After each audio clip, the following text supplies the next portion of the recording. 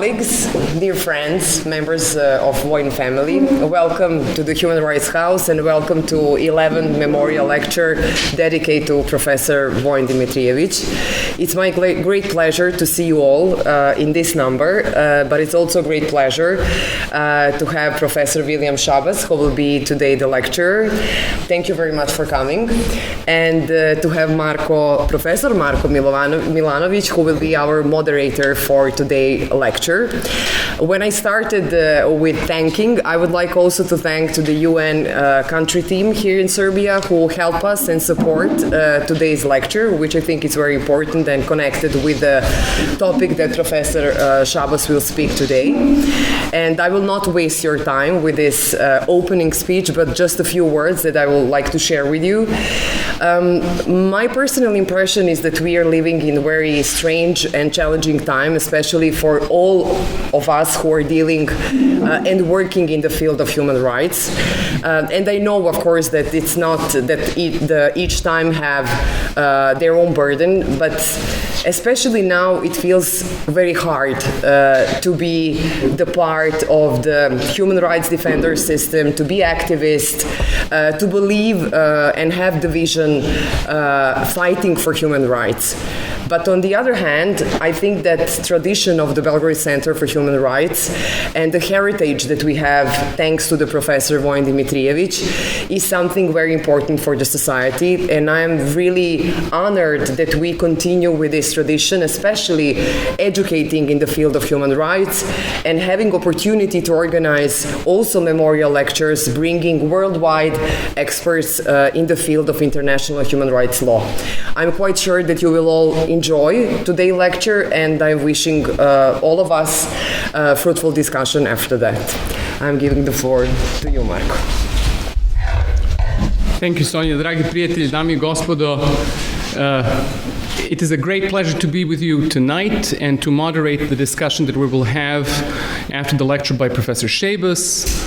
As Sonja said, this is the 11th anniversary of the passing of Vojin Dimitrijević, our professor, our mentor, the co-founder and director of the Belgrade Center for Human Rights, who did so many great things for this country and for our society and for the struggle for human rights that sort of unfortunately still continues. We all miss him a great deal. The one positive side of him leaving us so suddenly is that he has not sort of seen the kind of country we are, unfortunately, today. Again. So Vojin, as you know, was not just an academic, he was an activist. He had many achievements. He sat for a decade on the UN Human Rights Committee, the treaty body established by the UN to monitor state compliance with the International Covenant on Civil and Political Rights. He was a member of the Institute of International Law, a visiting professor at many institutions, a genuinely great scholar and an intellectual, and a public intellectual who engaged with the public all the time. He liked being on TV, but he was good at it as well. Now, we have the great honor of having another person who's really good on TV with us today to do this year's memorial lecture. As you know, the series of memorial lectures started with Dame Rosalind Higgins, the former president of the National Court of Justice. And last year we had the privilege of having Jelena Page, our friend, and one of the world's greatest experts in international humanitarian law, deliver the memorial lecture. This year we're also privileged to have Professor Vilijam Šabas. So Bill is one of the world's truly greatest international lawyers today, not just in terms of the quantity and quality of his output, but in terms of the specific areas on which he has focused, on which he has really made a great stamp. And today he's a professor of international law at Middlesex University, but he had many other postings before that. So he's a professor emeritus at the Irish National University in Galway and at Leiden University. And today is a visiting professor also at Sciences Po in Paris and in Geneva. Professor Šabas, like Vojin, has done activism and not just academic work. He has also been a practitioner before international courts. Two of his first scholarly great loves in his life were the death penalty and genocide. which is fun. And he has done genocide, and he will do genocide for us again in this lecture. Also in the Great Hall of Justice in The Hague, where he was counsel in the currently pending Gambia versus Myanmar proceedings, but is no longer counsel in those proceedings after the military coup in Myanmar. He has been the author of many, many, many books and scholarly articles. I remember the first book of his I read, it was on genocide and international law, and it's not because I wanted to read it, it's because Vojin made me read it, because I was Vojin's assistant. And Vojin was at the time judge ad hoc in the Bosnian genocide proceedings before the ICJ, but this weird sort of tangent of those proceedings, the revision judgment. And we had a job, and the job was to sort of read and summarize Bill's book and find useful things, and we found many, many useful things. But Bill, as I said, has dealt with many other issues, including, for example, recently writing a major commentary on the European Convention on Human Rights, publishing a pioneering book on custom international human rights law, and recently publishing a book on the color line and the international legal order, race, racism, and the making of international law. Today, he will be talking to us about the 75th anniversary of the Universal Declaration of Human Rights and the Genocide Convention. The Genocide Convention, of course, was of great importance to us here in the Balkans. This country has been the subject of 2 proceedings in the International Court of Justice on genocide, and there are currently in the ICJ 2 such proceedings pending. One is the Myanmar Gambia case, and the other one is the Ukraine-Russia case, in which the court concluded hearings on preliminary objections last week. So there are many, many, many things Bill will talk to us about, and we are really grateful to you for coming here to Belgrade. Thank you so much.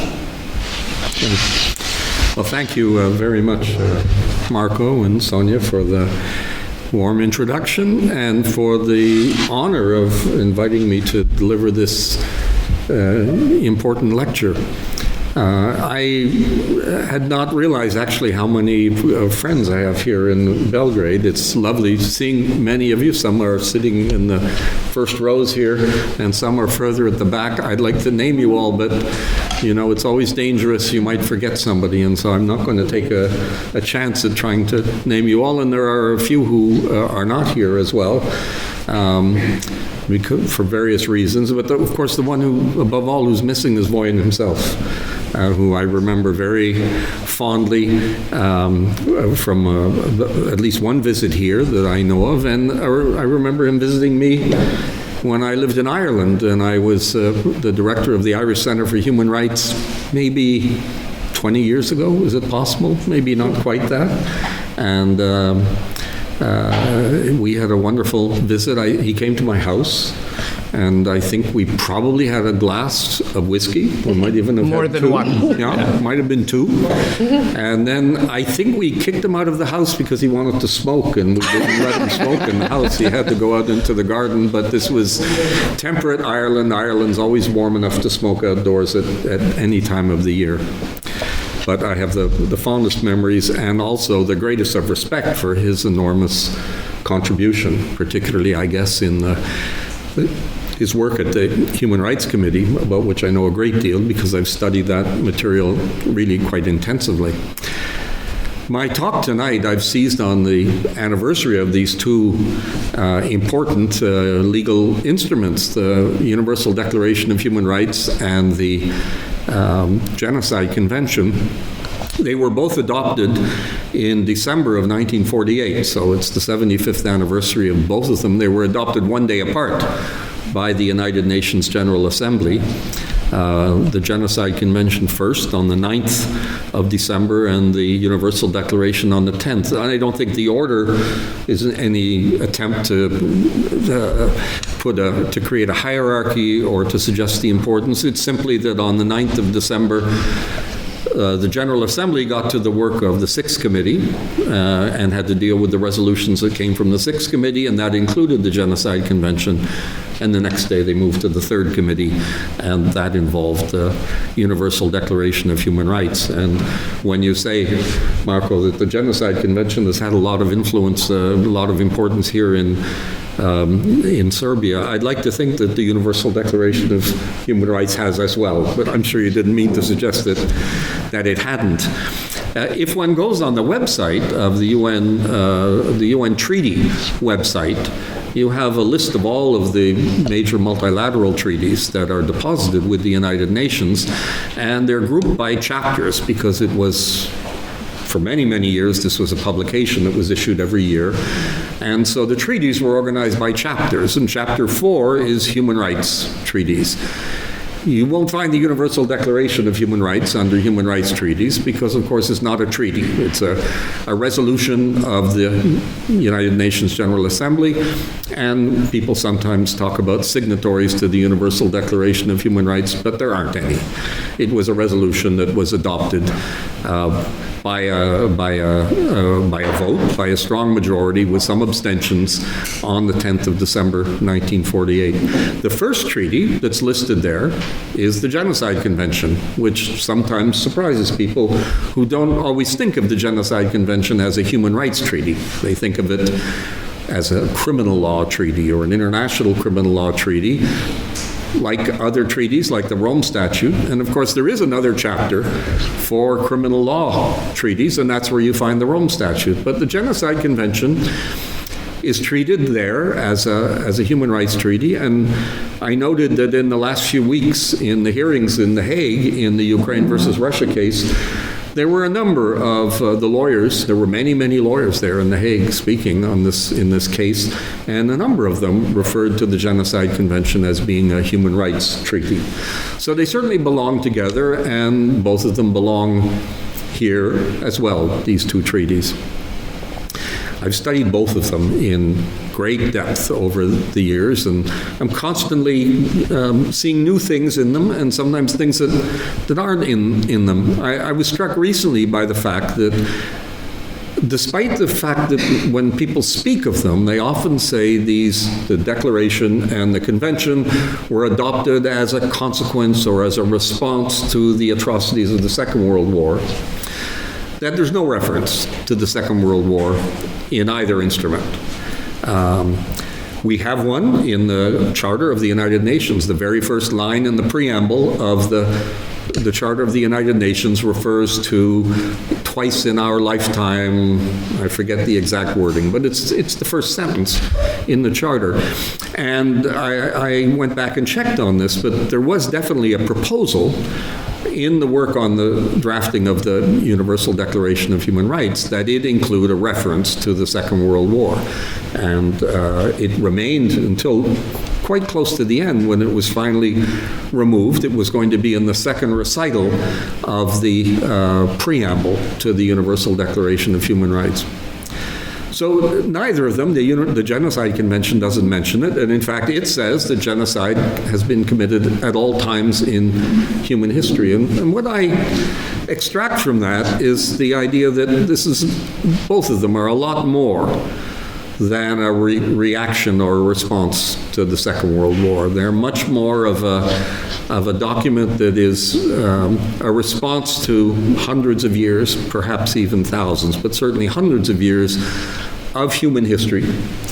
And the thinking that there was something pretty wrong with humanity that needed to be repaired or fixed, and the Second World War was just the most acute.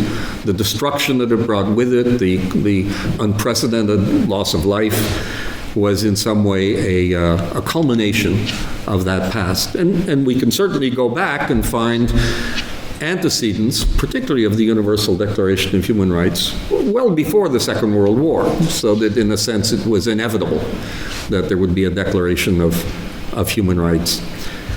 I recently did some work on an earlier phase of international lawmaking, maybe one of two great phases in the development of international law. The first was at the close of the First World War, and the second was at the close of the Second World War. But there were certainly developments at the end of the First World War that already pointed towards something like the Universal Declaration of Human Rights. I think the first manifestation of this was probably what's called the Little Treaty of Versailles, which was adopted on the same day as the Big Treaty of Versailles with Germany. But the Little Treaty of Versailles, adopted in the same breath in the Hall of Mirrors in Versailles on the 28th of June, 1919, was the treaty that recognized Poland. Poland had declared independence, I think, in November of 1918. But it sought the blessing of the great powers, and that was reserved for them during the Paris Peace Conference. And in the treaty, there's a clause, an important clause, that talks about protection of life and liberty without discrimination based on race, language, and religion, I think. I don't think it mentions sex or gender. That's going to come a few decades later. But it's a model of a clause that then we can see this is the ancestor of what appeared in the Universal Declaration of Human Rights in 1948. Apparently, Poland was not entirely happy about this. I think that they objected partly to the hypocrisy of it, that the great powers were imposing a rule on Poland that they weren't imposing on themselves. They could have done that by putting it in the Covenant of the League of Nations, for example, but resisted that. There was even a proposal from Japan that the Covenant of the League of Nations include a clause on racial equality.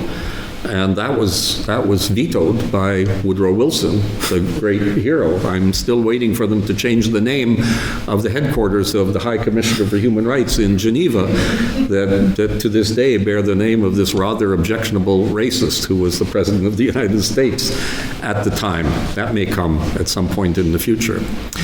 And that clause, when Poland objected, there was a long letter written to the president, Jan Paderewski, by Georges Clemenceau, who was the president of the conference, so speaking on behalf of the great powers.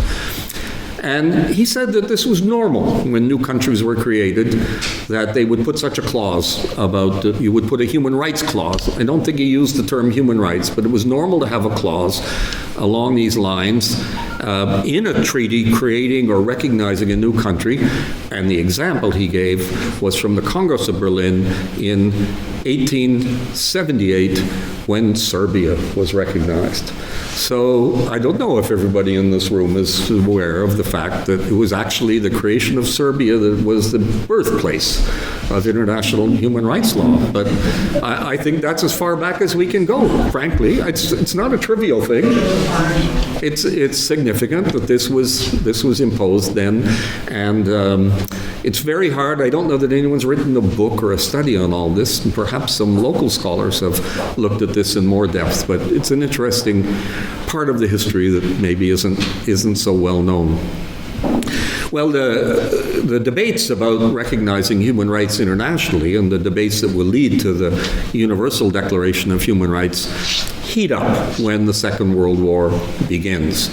And one of the defining moments is in 1941 when Churchill and Roosevelt meet on board a ship anchored just off the coast of Newfoundland, which was then a British colony. Today, for many years, has been a part of Canada. And they issued a document called the Atlantic Charter. And the Atlantic Charter held out the promise that the world order after the end of the war was going to be very different from what it had been before. And this was welcomed around the world, and particularly in what we today have come to call the global South. Nelson Mandela writes about this in his memoirs, where he says that we read about this Atlantic Charter and we thought, hooray, this is going to change, this is going to transform our lives. And that hope was expressed by others. There was work that then proceeded on drafting models of what would become the Universal Declaration of Human Rights in various bodies. But when the big powers, again, assembled to map out the structure of the United Nations in Washington in 1944 at Dumbarton Oaks, they dismissed the issue of human rights. They weren't really interested in including that in their draft charter of what would become the United Nations. The Chinese were also there. So when I say the big powers, it's the United States, the United Kingdom, and the Soviet Union who meet in Washington in August and September and into October of 1944. But they invite China to come along at the very end. China's viewed as a junior partner, and the Chinese actually remember the Japanese effort in 1919, and they put out the idea that maybe we should revive this idea of having a clause on racial equality in the covenant, what would become the Charter of the United Nations. But they're discouraged immediately by the other powers who say, no, don't put that in, just as they had done successfully in 1919. And over the months that follow, at the end of 44 and into 45, this is criticized. It's criticized particularly by the Latin Americans, who find it objectionable that there's nothing about human rights in the draft Charter of the United Nations. They even call a conference in Chapultepec in Mexico City that issues a document essentially calling for human rights to be recognized in the Charter of the United Nations. And it's also the subject of writing, amongst others, by African American activists in the United States who point again to 1919, to the failed resolution on racial equality, and say we have to have more, we have to have human rights in the Charter of the United Nations.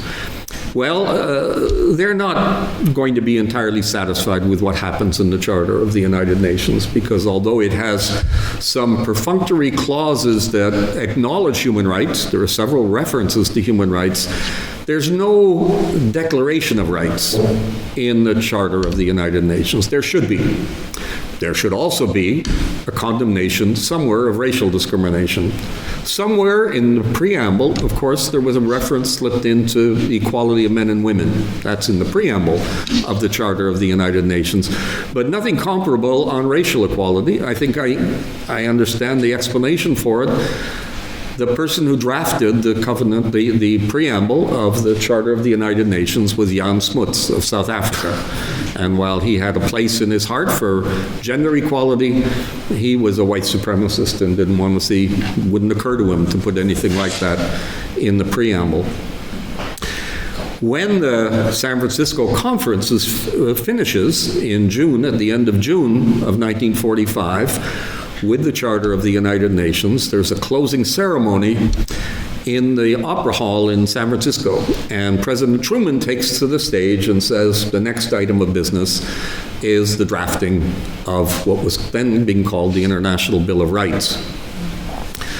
Well, the United Nations finally becomes operational at the beginning of 1946. We get the necessary ratifications for it to enter into force in October of 45. And then there are a series of preliminary meetings in London where they create the institution, because the Security Council can't function until the General Assembly has elected the elected members, and the Secretary General can't be appointed until the Security Council is created, because he has to be elected, or she, by both the Security Council and the General Assembly, and the same thing for the members of the International Court of Justice. So all of this has to take place, and it takes a few weeks, 4 or 5 weeks in London for this to happen. While they're doing it, the Latin Americans are back saying, but wait, let's do this International Bill of Rights. We have a draft here, and they propose drafts, and that gets thrown off, saying, we'll get to that, it will come later.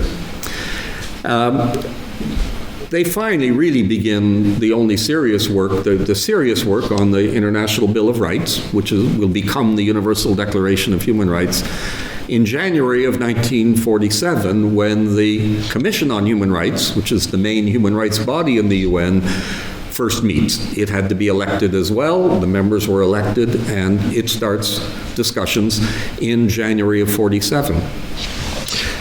The Secretary General's representative gives an opening speech at the first session of the Commission on Human Rights, and he says, actually, we've already been doing some human rights in the United Nations.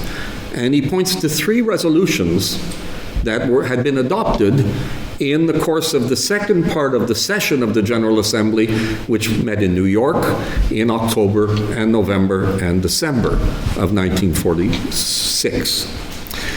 The first one he mentions is a resolution proposed by India. And India has tried to attack the treatment of the Indian diaspora in South Africa. And when they do this with the draft resolution, the South Africans respond saying, the UN can't do this. This is off limits because it's a matter of domestic competence. This is a domestic issue, and they point to a clause in the Charter of the United Nations that protects states from any intervention by the UN in matters that are domestic interest. And it's a brick wall. It's a brick wall to the UN being involved in human rights. It means that essentially all the UN can do is set standards through declarations and documents, but it can't actually do anything to monitor, criticize, address problems of human rights. And one after another, big countries, well, starting with South Africa, but then joined by the United Kingdom and France and the United States and Canada and Belgium, the usual suspects, object and say, but this is a matter of domestic jurisdiction. And India successfully gets just enough votes to defeat them. And with that, blows a big hole in the Charter of the United Nations that was created by this Article 2, Paragraph 7, and it was never the same afterwards. So a huge contribution that India made. India made many important contributions. Today we don't think of India as being the beacon of human rights exactly. But in the late 1940s, it made a huge contribution. And when Mandela got out of prison, he went to New York and spoke at the UN, and he made a specific point of thanking India for what it had done to bring an end to apartheid. This was the first blow against it in 1946. The second resolution that the representative of the Secretary General in the Commission on Human Rights in January of 1947 pointed to was a resolution proposed by Egypt that dealt with discrimination, racial discrimination, and prejudice. And this had originally been denied a place on the agenda, but Egypt appealed it and won the point, and this declaration on prejudice and discrimination was adopted unanimously by the General Assembly. And until the 1960s, this was the resolution that people pointed to, that subsequent resolutions pointed to as affirming the position of the United Nations on racial discrimination. And I dare say it sort of filled the gap that had been left in the Charter of the United Nations on this subject. And the third resolution was the resolution on genocide. So maybe you were wondering when I'm going to get to this. This is the resolution on genocide. And this is the resolution that proposes that there be a convention on genocide. This is a resolution adopted unanimously by the General Assembly on the 11th of December 1946, and it sets in motion the process of drafting and preparation of the famous Genocide Convention. Now, where does that come from? Well, in this narrative, there are a number of personalities that I could mention, but there's one that's absolutely unavoidable when we talk about genocide, and that's Raphael Lemkin. Lemkin was a refugee from occupied Poland in 1940. In 1939, he flees Poland. He's Jewish originally from Belarus. Now he went to university in Lviv in what is now Western Ukraine. And by this point, he's made his way to the United States, but he's in Europe. He's in Europe for the Nuremberg trial, or at least part of it. And he's the man who invents the word genocide in a book that's published in 1944. He works as a consultant to the American side at the Nuremberg trial. And there's a story about him at the beginning of October. So the judgment at Nuremberg is issued on the 30th of September and the 1st of October, 1946. And Lemkin is in Nuremberg. One of the members of the American team at Nuremberg, someone I knew for many years, Henry King, he passed away 15 years ago or so. But Henry was there, and he used to talk about meeting Lemkin in the lobby of the Grand Hotel in Nuremberg. And he said Lemkin was in a bad state. He was disheveled. He was unhappy. And we know from his biographers that he was going through a kind of a personal crisis. He had lost his entire family in Eastern Europe in the Holocaust.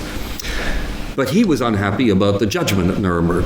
And the reason he was unhappy, he was very critical of it, very dissatisfied. And he said, the problem with the judgment is that it condemns wartime genocide, but not peacetime genocide. Well, some of you will know that the judgment doesn't actually use the word genocide at all. It was a decision by those who set up the tribunal to use the term crimes against humanity. So Lemkin's, I think, thinking of genocide and crimes against humanity as being synonyms. They certainly overlap. Genocide would be included within a common notion of crimes against humanity. But what Lemkin's referring to is the fact that the Nuremberg judgment confirmed what was in the applicable law of the tribunal, is that crimes against humanity can't be committed in peacetime, essentially. They're wartime crimes. They have to be committed in association with a war. And he was objecting, as many others did, to that limitation on crimes against humanity that was established in the Nuremberg trial. And to know why that's there, we just have to go back and read the proceedings of the conference in London in 1945, where the charter of the Nuremberg Tribunal was adopted. And there's a famous line in the proceedings where the American negotiator, Robert Jackson, then a justice of the U.S. Supreme Court, says, we have to limit this notion of genocide to wartime offenses linked to the aggressive war, because otherwise it might apply to us. He says, in our own country, we have situations where minorities are unfairly treated, and we don't want to be held responsible for that. And he was acknowledging that this was an exercise of lawmaking that went beyond the German war criminals, but that it was an exercise in lawmaking that could apply to them as well. And he was being polite to talk about minorities being unfairly treated. This was a time when there was still regular lynching of African Americans and the system that we call Jim Crow of segregation in the United States that didn't really begin to disappear for another decade or more in the United States. And I've often imagined being a fly on the wall in that meeting in London when he makes this speech, because he's got a delegate there from France who's probably thinking, that's a good point, Indochina, West Africa, the Caribbean, and he's got a delegate from Britain who's thinking, yes, Hong Kong, India, Kenya, Nigeria, and he's got one from the Soviet Union who's probably thinking of a few. They don't have colonies, but they have a few issues as well. So, he's preaching to the converted, as we say, on this issue, and that's what Lemkin contests. He rushes back to New York in October of 1946, and the UN General Assembly is starting to meet, and he's originally a lawyer, really, and then he's an academic when he publishes this book. But he transforms himself again into an activist. So now he's an activist, and as I'm sure some of you in the room have done, he hangs around the General Assembly and lobbies and campaigns. And he has more success than anyone else I've ever met at doing this. By the end of October, he's managed to get 3 ambassadors to support a resolution condemning genocide as an international crime. And when the Cuban ambassador stands up in the General Assembly to propose the resolution, allegedly written by Lemkin, and delivers a speech allegedly written by Lemkin, he says the reason for the speech is to fix the Nuremberg judgment. There's a hole in the Nuremberg judgment that we have to repair, and that's what he was planning to do.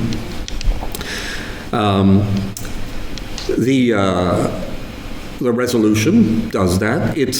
It goes side by side, if you look at the resolutions adopted by the General Assembly, with another resolution that's adopted at the same time called the Resolution on the Nuremberg Principles. The Resolution on the Nuremberg Principles is 95, and genocide is 96. These are the numbers of the resolutions. And they're adopted at more or less the same time, and most people think of them as kind of two sides of the same coin. There's now, in Nuremberg, the Nuremberg Principles Institute, Nuremberg Principles Institute in the old courtroom, and is viewed as this great important contribution, which in some ways it is, but it had this flaw in it. And it's important to understand that the Genocide Convention, and they're like false friends. They don't actually belong together because one is criticizing the other. And the genocide, the resolution on the Nuremberg Principles is entrenching the idea that you don't have crimes against humanity in peacetime. And the Genocide Convention resolution is saying, oh, yes, you do. So these are the three resolutions. Remember, the Secretary General doesn't point to the Nuremberg Principles resolution, which was proposed by the United States, allegedly at the personal request of President Truman, who'd been urged to do it by the American judge at the Nuremberg trial. So these are the three resolutions, and I just want to make one final observation about them. They're all from countries of the South. So we often, when we hear narratives about the Universal Declaration of Human Rights and about human rights generally in the United Nations, the narrative is about Western or Westernized intellectuals, Eleanor Roosevelt, René Cassin, and others who are promoting human rights. And we think that they're kind of dragging along the less civilized countries of the South. But actually, the reality is quite different. That the activist resolutions, the resolutions that are developing human rights law in the United Nations in the first year, in 1946, are coming from, I've mentioned Egypt, India, Cuba, and Panama are the other two who proposed the resolution on genocide. And then finally another country I haven't mentioned that is also, would it be high on the list today of countries we think of as human rights friendly countries, but they're the ones who say, and we should have a convention. And that's, and if you don't know, you'll never guess, that's Saudi Arabia. So Saudi Arabia also is at the forefront back in those days. I've tried to learn more about where this came from. I've had doctoral students from Saudi Arabia and from Egypt, and I say, can you learn, why are they doing this back in the 1940s? And nobody seems to know. It's just lost in the fog of time. But perhaps at some point somebody will do some human rights archaeology and figure out where this came from. So this is a bit of the background as we move into the phase of the drafting of the Universal Declaration of Human Rights and of the Genocide Convention. I'm not going to talk about the drafting. Lots of people have written about it, but I want to say a few words. First I'll say a few more words about genocide and then about the Universal Declaration of Human Rights. The Genocide Convention is adopted in December of 1948 after a lengthy period, detailed negotiation, mainly in this Sixth Committee of the General Assembly. And one could say that at the end of the 1940s, there was a gap in the law that was only, well, there were little pieces of it that were filled dealing with what we might call human rights atrocities, atrocity crimes. So let's leave war crimes aside. We're concerned about atrocity crimes committed even in peacetime. And so we have a genocide convention that covers genocide, and we have the notion that's really just customary international law of crimes against humanity, and it's limited by the link to armed conflict. So it doesn't really apply in peacetime either. So the only real legal instrument we have is the Genocide Convention. And that's going to remain the case for many, many years, for decades. And it's only finally really corrected in the 1990s when there's a clear understanding that crimes against humanity apply in peacetime as well as in time of war. And that solves the problem that Raphael Lemkin objected to. It solves the rationale for the adoption of the Genocide Convention. But in the meantime, the notion of genocide, which is defined very narrowly in 1948, bear in mind that the countries that wanted to limit crimes against humanity are not going to change their mind 2 years later and with a little trick by changing the label say, oh, well, now we agree that peacetime atrocities can be covered. They say, we're going to define it narrowly enough that we'll escape liability.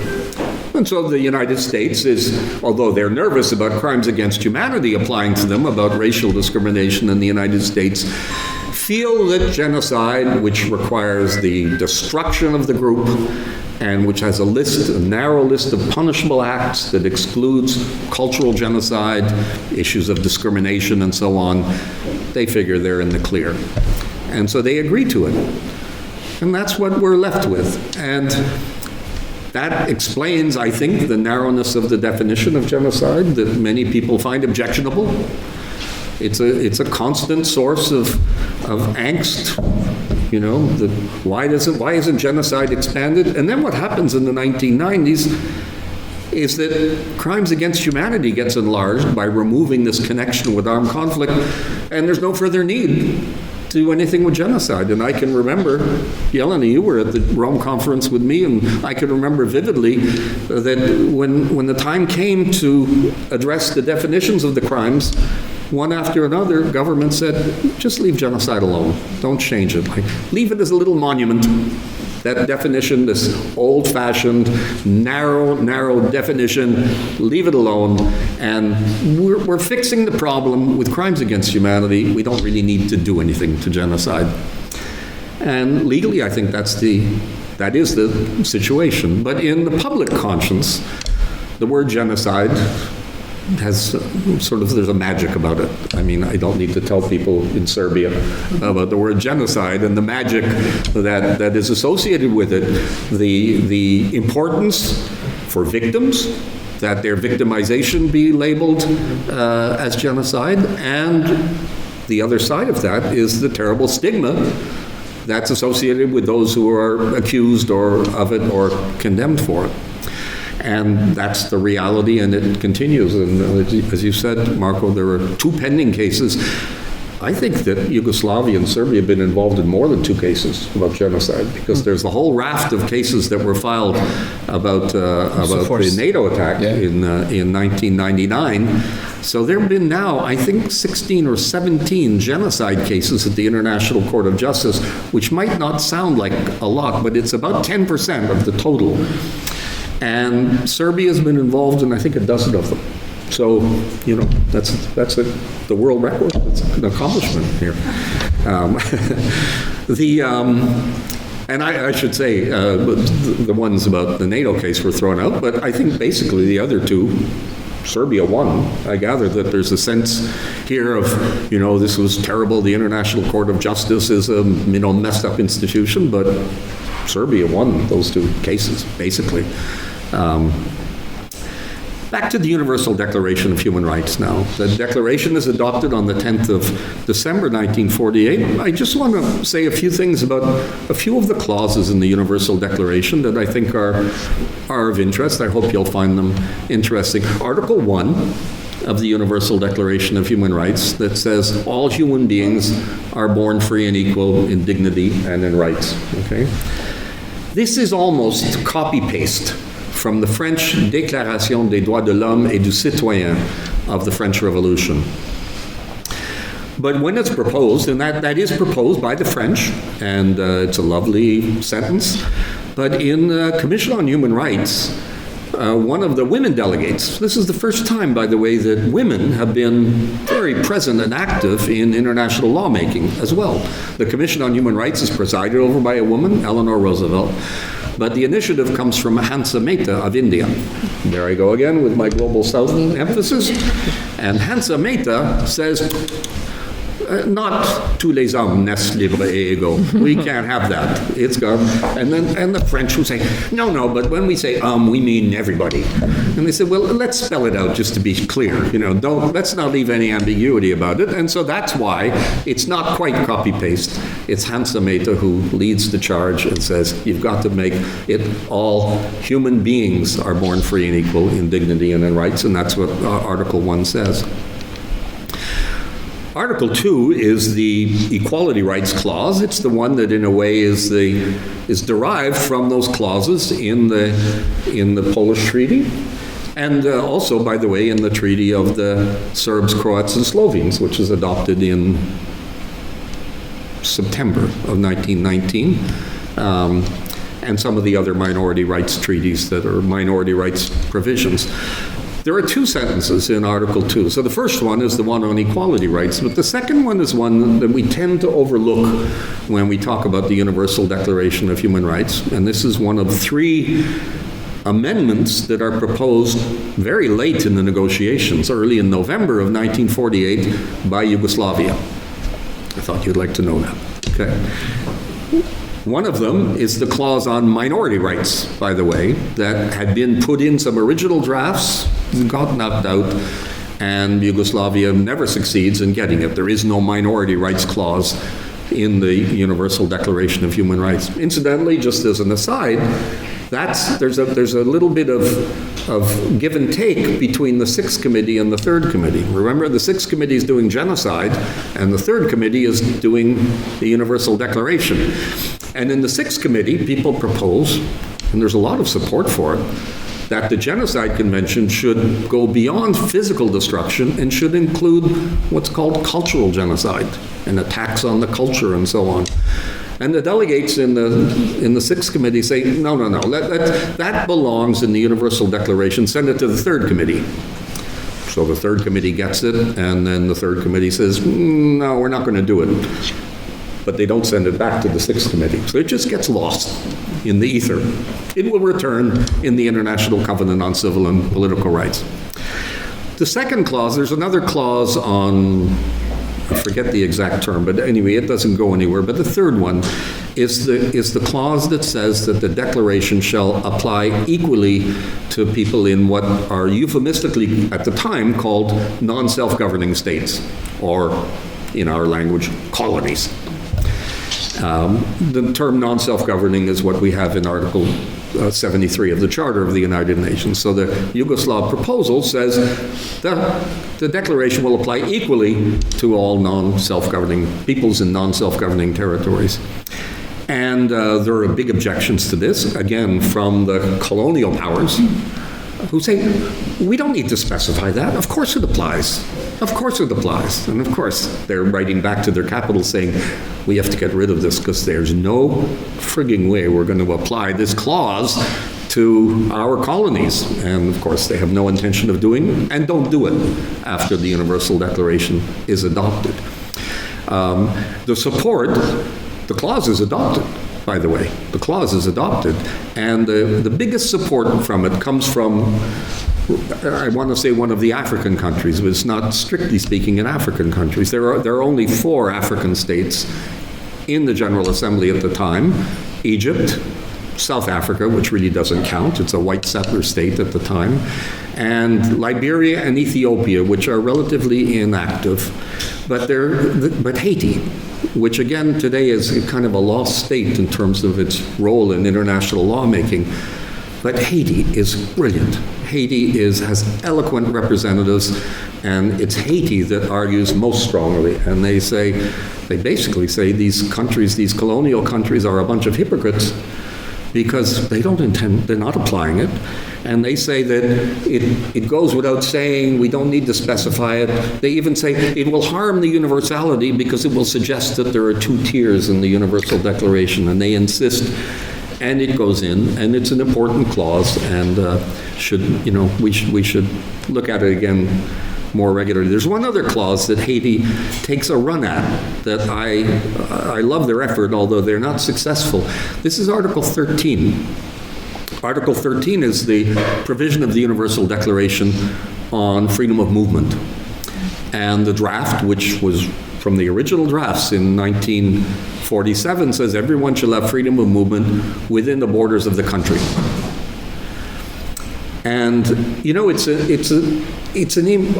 obviously an imperfect recognition of a right. Some rights are formulated with limitations, but they're limitations that are premised on the rights and freedoms of others. So we will limit freedom of expression or freedom of religion because we have other things to balance against it. But there's nothing to balance against freedom of movement except sovereignty. It's just sovereignty that stands in the way. Some states don't want to open their borders. And Haiti says, but, you know, the borders, the principle, we should recognize the principle. This is a document of principles. It's aspirational. It's supposed to set out our objectives for a planet. And there's no reason why people shouldn't be able to travel freely throughout the planet. And they come close to winning the vote. Now, it wouldn't be as if by removing the clause, it would be a declaration, by the way, you're free to move anywhere in the world. It would just remove that impediment to eventually a more progressive interpretation of Article 13. We're not there yet. I don't want to be, you know, sound like I'm living in you know, I'm euphoric about it. We're not there yet, but we will be there. I'm convinced of this, because it is a fundamental right. And if we have a right to move freely within a country, why shouldn't we have the right to move freely outside the country as well? As a fundamental human right. It should be our goal, and it should be in the Universal Declaration of Human Rights. Haiti loses the vote, but there's a large group of abstainers, so it's actually less than the majority of the General Assembly that vote to retain the clause. So that's in there. Well, there are 30 articles in the Universal Declaration. I could go on, and I'm not going to do that. I just want to point to one final thing about the Universal Declaration. I've talked about the future of the Genocide Convention, and you know, we've seen how active it still is, with 2 pending cases. In the first 50 years, by the way, when I wrote my book on the Genocide Convention, which I finished in 1999, there'd been 2 cases. One of them had been dropped, and one we weren't sure where it was going. This was Bosnia versus Serbia. And since then, there's been several, and there'll probably be more. And every time, the International Court of Justice seems to say, actually, it's a very high threshold, you're wasting your time, don't keep coming here, but it's popular, and it keeps coming. And this latest case filed by Yugoslavia, by Ukraine against Russia, has 32 interveners. States, I mean, essentially all European states and North American, Australian, the usual the North, as we call it, the global North. Or no, I shouldn't say that. The West. The West. We're back to calling countries the West. This is the West.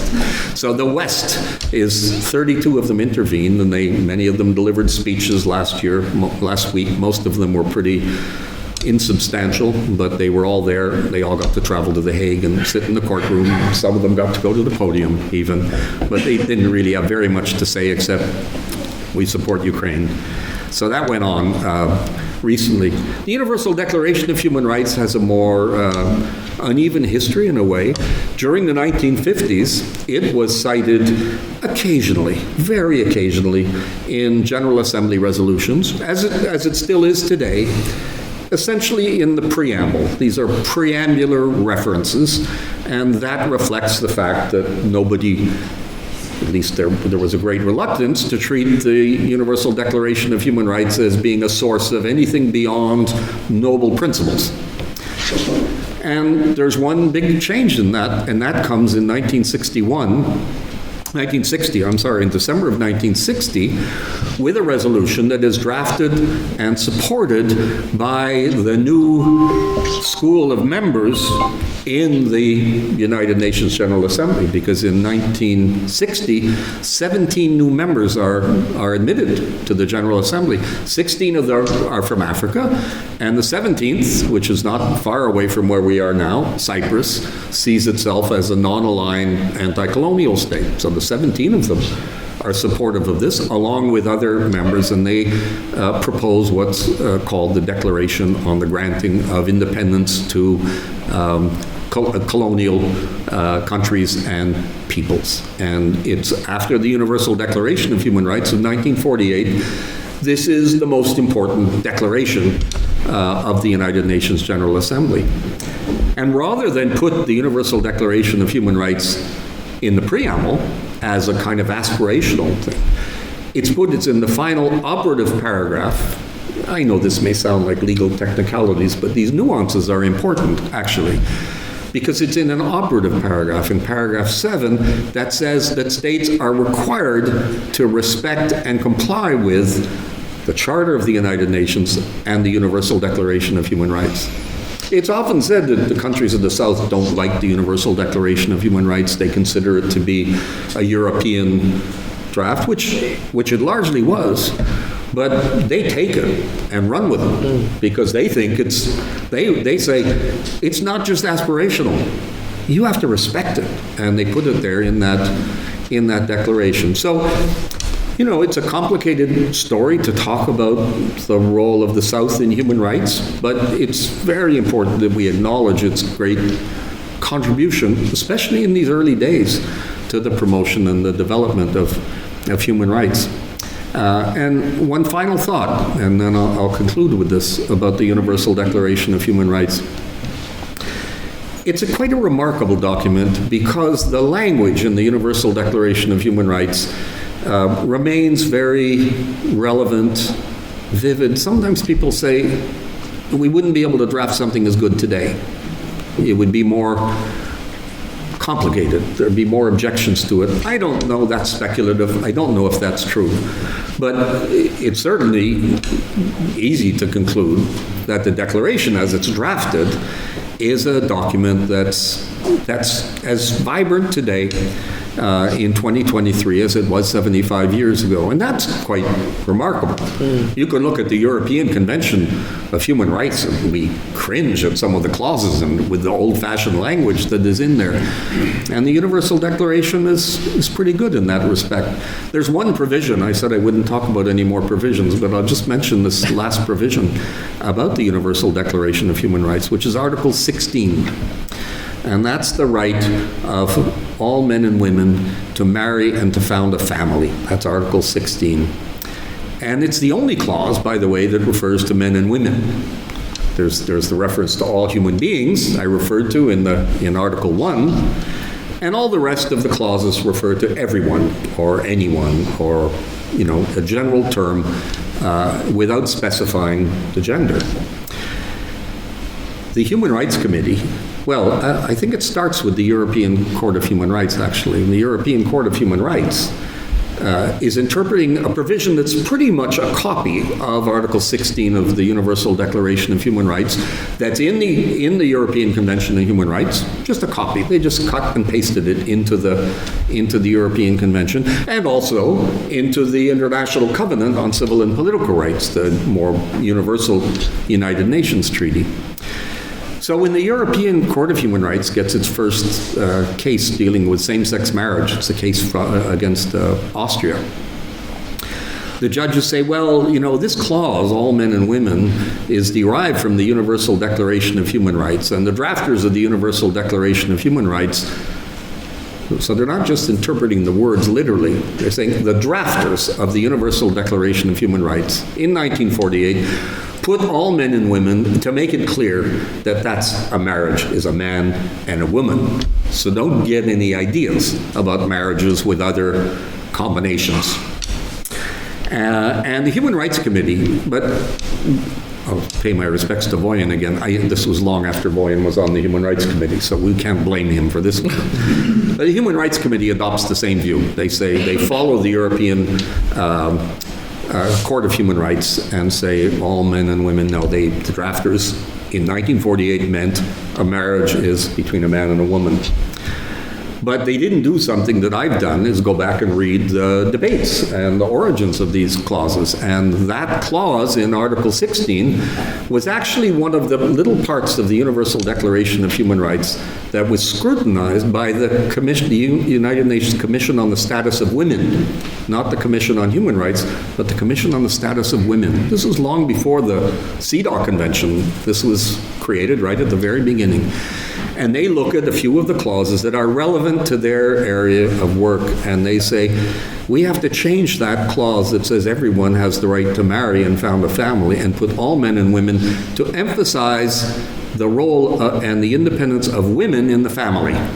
And that's very clear from the proceedings of the Commission on the Status of Women. So the argument of the European Court of Human Rights is bogus. It's not what the drafters meant, and it's not what and the Human Rights Committee made the same error, I guess, without checking, assuming that you could trust anything that the European Court of Human Rights has said. But it's not the case, and it shows us that even that clause dealing with family rights, I'm not saying that the drafters in 1948 said, let's make sure we protect the right to same-sex marriage. The issue didn't come up. But somehow they got this language right that works. And it does the job once one understands that men and women is meant to insist on the fact that women are on the same legal footing in the marriage as are men. That's all. And with that, I conclude. Thank you very much for your attention.